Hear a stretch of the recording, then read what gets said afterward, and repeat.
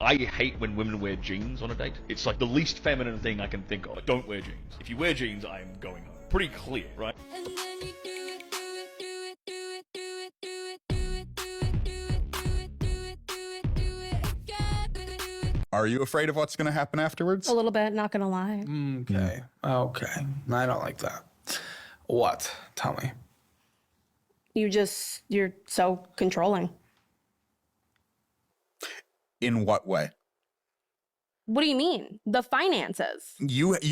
Our accounts are in our joint name. You have access to them. You can log in on your phone right now, open a bank account somewhere else, transfer all the money to it. With your new job, I've said, hey, let's do different accounts for each other. You can keep a large chunk of your money separate. I'll keep my chunk separate. We'll divide the bills. You've gone back and forth on that so much. Yeah, because I want you to have an out if you want one. I don't want to be accused of you being with me just because of the dollar. And then I'm an asshole if I have a way out. No, I want you to have a way out. If you want a way out, I want you to take it. You said originally that if we had separate accounts, that you were going to divorce me. Everything leads to divorce with you. Everything's ground for divorce. Manipulator. Grooming manipulator. Get out for a second. I want to talk to her alone. Get the fuck out for a second. Okay? I don't like you right now. Leave.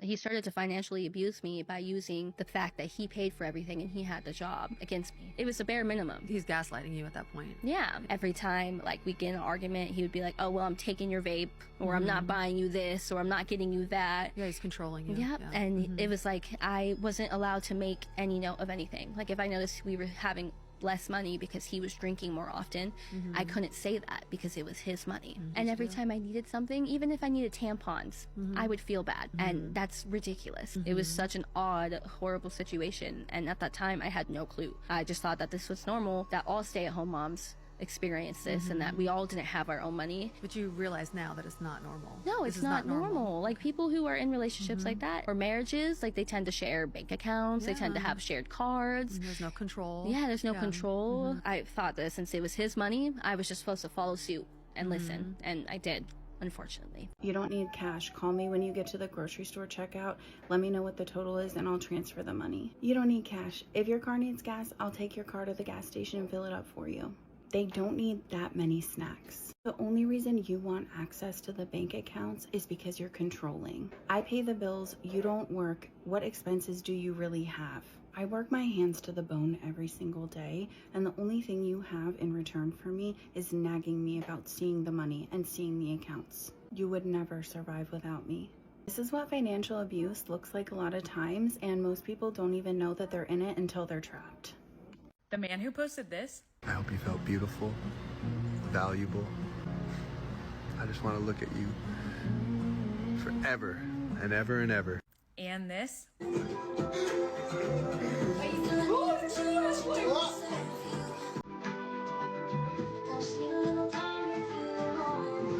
Also did this.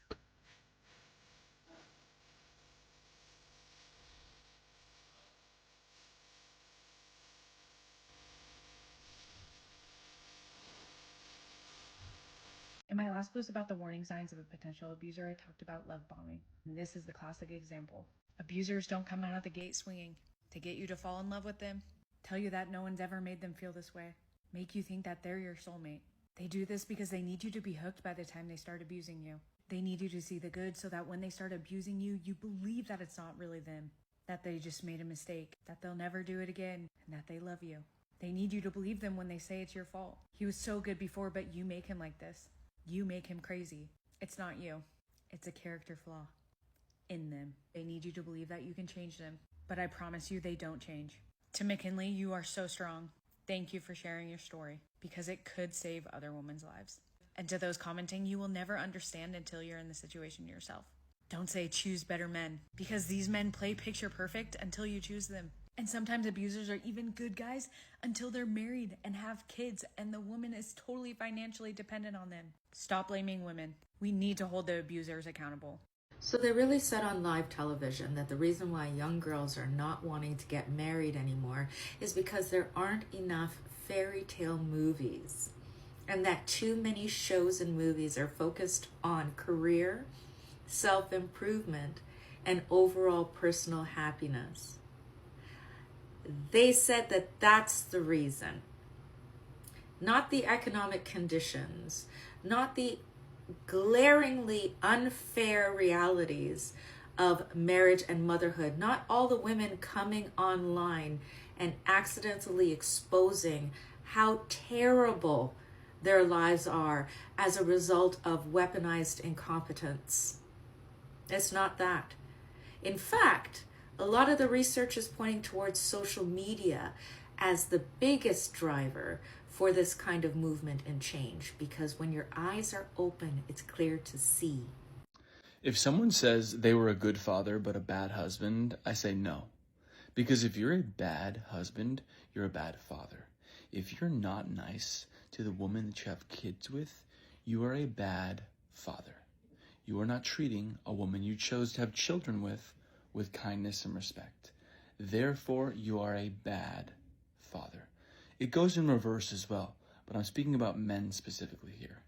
If you are not a good husband and you abuse, or you verbally are not nice, or you're avoidant, or you're not kind to your partner, while that kid is in the womb, you cheat on your partner, whatever it is, you're a bad father.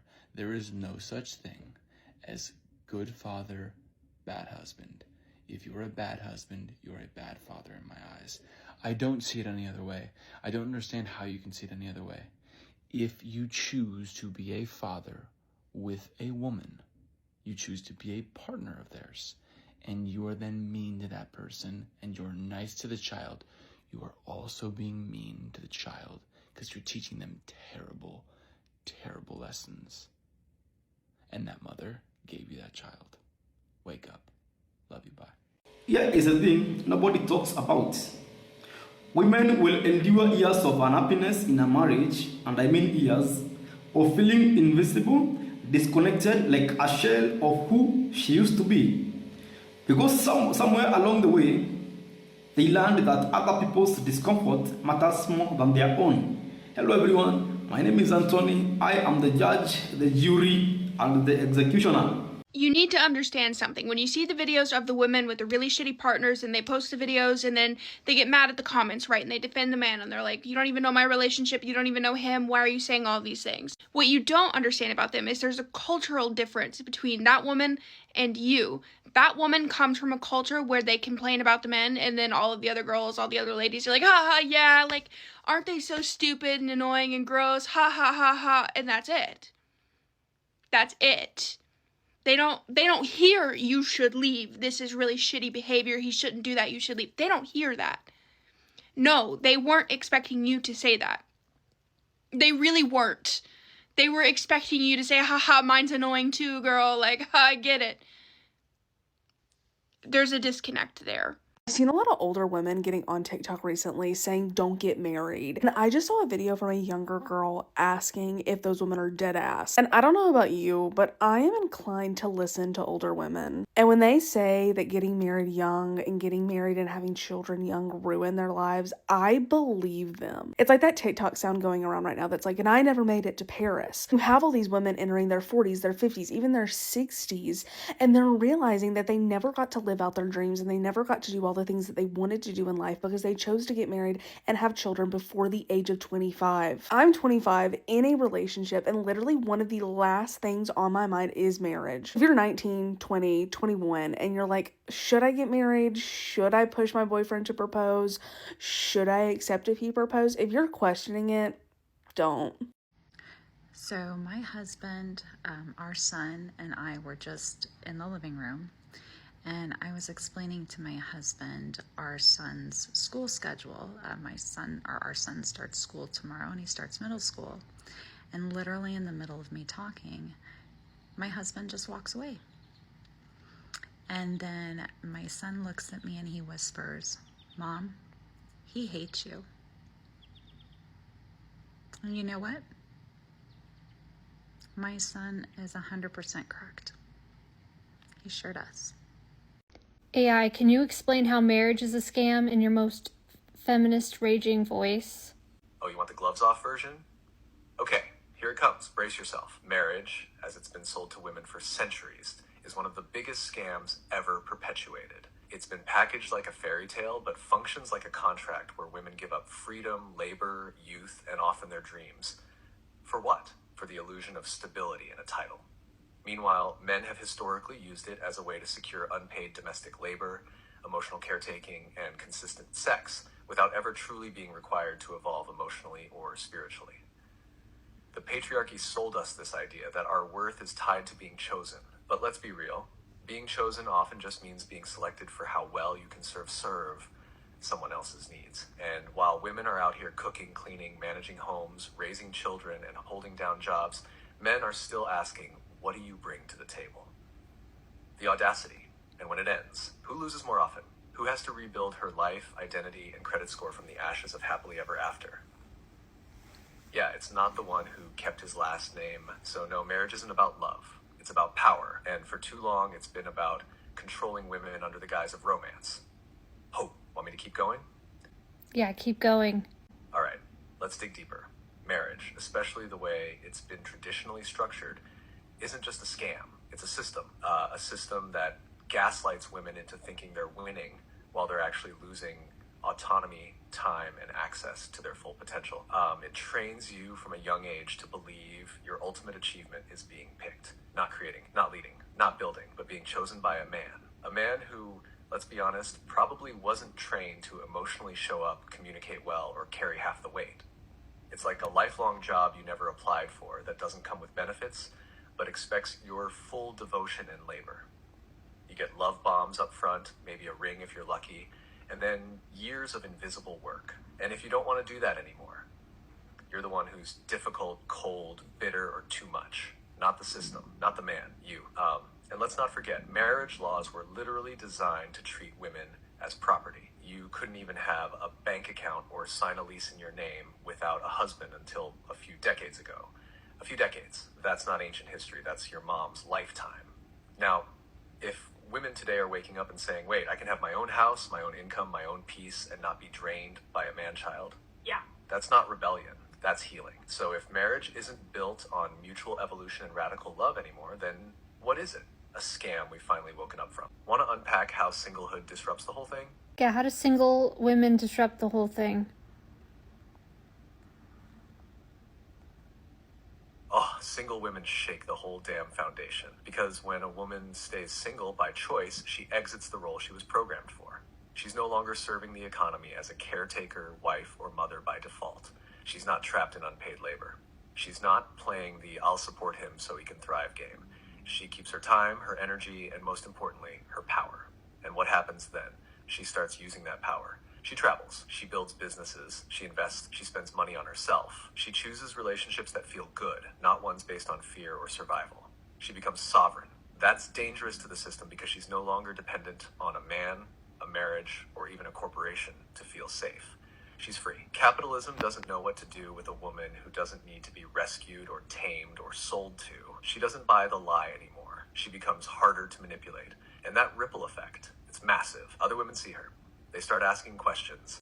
When a woman finally decides to walk away, there is absolutely nothing you can do. I wish more people understood just how common this relationship narrative is. The woman thinks the man is going to change, and then he never does. And the man thinks the woman will never leave, but eventually she gets sick and fed up, and she finally does. And the way she rationalizes this is she thinks that if she continues to forgive him again and again, he's going to realize what a ride or die she is. And then finally he's going to step up and be the man she needs him to be. When actually what he's really thinking is if she's forgiving me, then what I'm doing can't possibly be that bad. And so it happens over and over again. And each time she forgives him, she actually respects him a little bit less and a little bit less. In fact, over time, she grows to hate him. And she actually grieves a relationship while they're still together. And so finally, when she does gain the courage to leave, she's gone, and she's gone for good, because what she thinks to herself is, I gave this relationship my absolute all, and at least I know that I left no stone unturned. And so now I can move on and be at peace with that decision.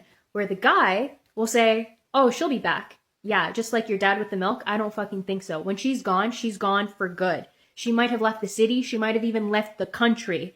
And then what happens is she swears off men. She's celibate for 6 months, a year, maybe even multiple years. And then she steps into her most powerful self. She's happy being single again. She's investing in her career, her friendships. She's just overall bossed up. And then, and only then, does the right guy come into her life, literally sweep her off her feet and treat her like a queen because she won't tolerate any less. And she's learned her lesson. Every time. Every time.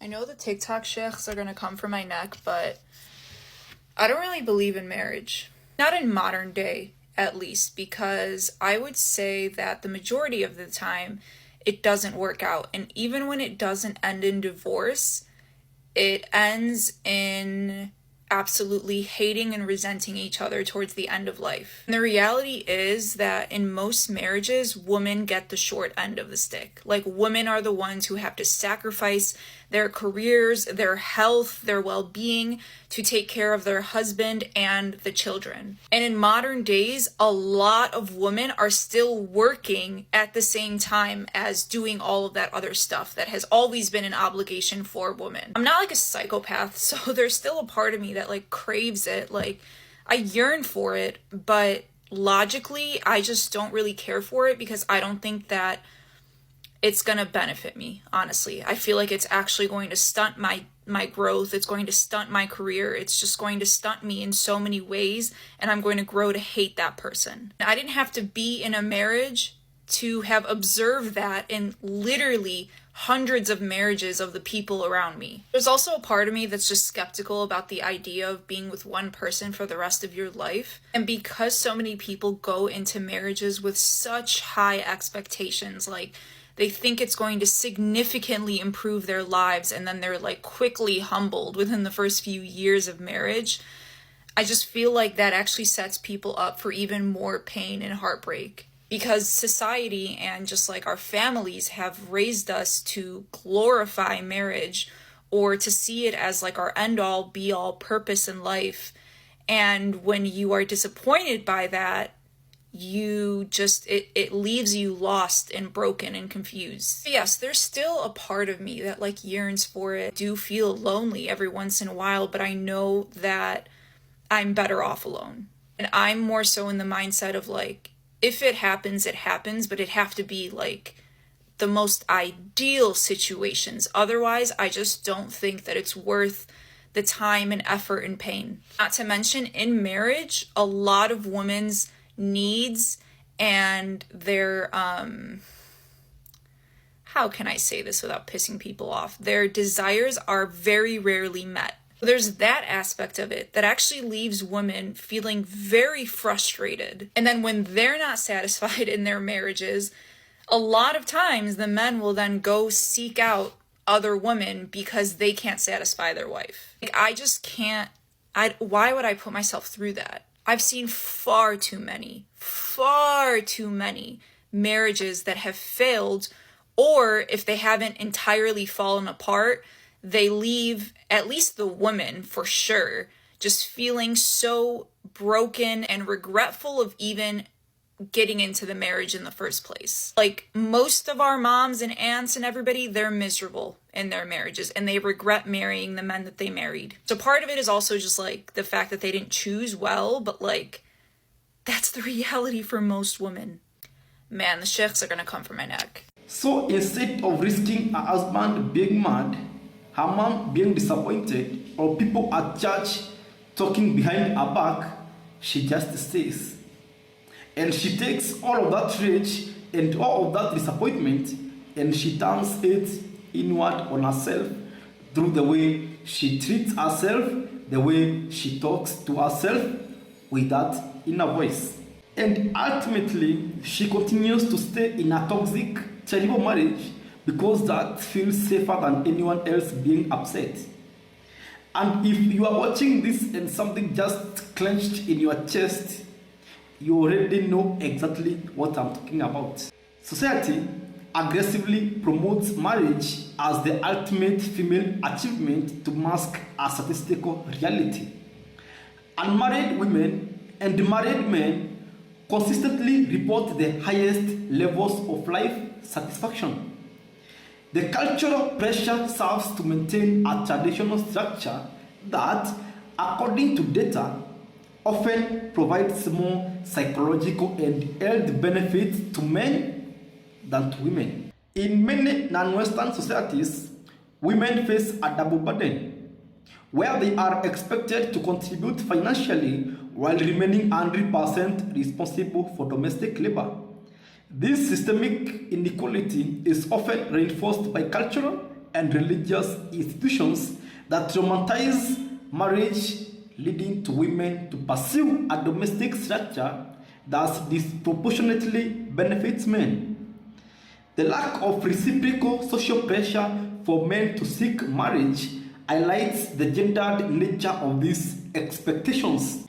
There is no shame in having been sold a dream that doesn't exist. We are witnessing a necessary awakening as women begin to warn others about the marriage trap in modern age. In an era where wives are expected to be full-time breadwinners, the traditional purpose of marriage has been evaporated. The system is breaking because while women's roles have shifted dramatically, many men are still clinging to the lopsided dynamics of their grandfather's generation rather than becoming equal teammates. So what I usually say is stay alert, stay focused, don't fail for the government psyop. And until the next video, thank you for your attention to this matter.